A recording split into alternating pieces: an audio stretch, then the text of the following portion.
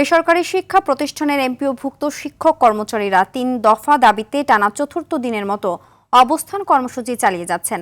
সকালে কেন্দ্রীয় শহীদ মিনারে অবস্থান নিয়ে দাবি আদায়ে বিভিন্ন স্লোগান দিচ্ছেন তারা। এর আগে মঙ্গলবার অবস্থান কর্মসূচির পাশাপাশি লাগাতার কর্মবিরতির ঘোষণাও দেন শিক্ষকরা। দাবিগুলোর মধ্যে রয়েছে মূল বেতনের ওপর 20% হারে বাড়ি ভাড়া, 1500 টাকা চিকিৎসা ভাতা এবং কর্মচারীদের উৎসব ভাতা 75% উন্নীতকরণ। এই দাবিগুলোর বাস্তবায়নে সরকার এখনও প্রজ্ঞাপন জারি না করায় অসন্তোষ জানিয়েছেন এমপিওভুক্ত শিক্ষকরা। আজ বেলা 11টার মধ্যে দাবি না মানা হলে তাদের শাহবাগে অবস্থান নেওয়ার কথা রয়েছে। দাবি পূরণ না হলে পরবর্তী পদক্ষেপ হিসেবে আমরণ অনশনে যাওয়ার ঘোষণাও দেন তারা।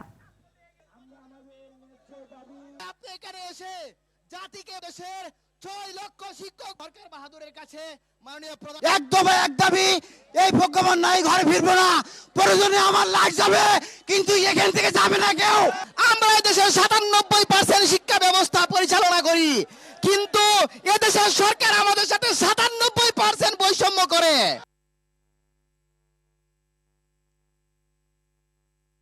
এ বিষয়ে জানাতে কেন্দ্রীয় শহীদ মিনারে আছেন সহকর্মী শাকিলা করিম, সরাসরি যুক্ত হচ্ছেন তিনি। শাকিলা, দাবির বিষয়ে শিক্ষকরা আর কি বলছেন, সেখানকার সর্বশেষ অবস্থা আমাদেরকে জানাবেন।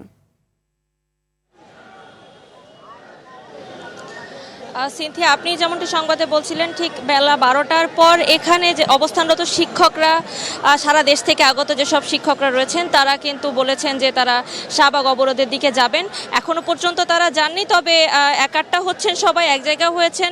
আমি যদি একটু আমার সহকর্মীর মাধ্যমে দেখানোর চেষ্টা করি, এখানে অনেক শিক্ষকরা, অগণিত শিক্ষকরা এখানে হাজির হয়েছেন এবং তারা তাদের দাবির বিষয়ে অনড়। তারা বলছেন দীর্ঘদিন ধরে, শুধু যে এই অন্তর্বর্তীকালীন সরকার তা নয়, দীর্ঘদিন ধরেই কিন্তু তারা এই বৈষম্যের শিকার হয়ে আসছে। আওয়ামী লীগ সরকারের আমল থেকেই তারা বিভিন্ন সময় দাবি দেওয়া করে আসছিল, তবুও তাদের দাবি দেওয়া এখনো পর্যন্ত কিছুই আদায় হয়নি। সম্প্রতি কিছু দাবি দেওয়া আদায় হয়েছে, অর্থাৎ কিছু বাড়ি ভাড়া বাড়ানো হয়েছে, যেখানে একটি বিষয় না বললেই নয় যে অধ্যক্ষ থেকে একজন ক্লিনার সবারই একই এটাকে হচ্ছে একই সংখ্যায় তাদের হচ্ছে বাড়ি ভাড়া বা অন্যান্য খরচ বাড়ানো হয়েছে। এই বৈষম্যটা আসলে যারা শ্রদ্ধেয় শিক্ষকরা এরা কিন্তু আসলে মানতে পারছেন না এবং একই সাথে তাদের নানা ধরনের যে 3 দফা যৌক্তিক দাবি রয়েছে সেই দাবিগুলোর বিষয়ে কিন্তু তারা অনড় এবং তারা গত 4 দিন ধরে, আজ চতুর্থ দিনের মতো কিন্তু তারা তাদের এই দাবিতে ঢাকায় রাজধানীতে অবস্থান করছেন। এতে কিন্তু একদিকে যেমন কোমলমতি শিক্ষার্থীদের পড়ালেখার ক্ষতি হচ্ছে, অন্যদিকে তাদেরও কিন্তু, এই শিক্ষকদেরও কিন্তু নানা ধরনের যেসব কর্মকাণ্ড রয়েছে, শিক্ষা কেন্দ্রগুলোতে যেসব কর্মকাণ্ড রয়েছে সেগুলোতেও কিন্তু তাদের বিঘ্ন ঘটছে।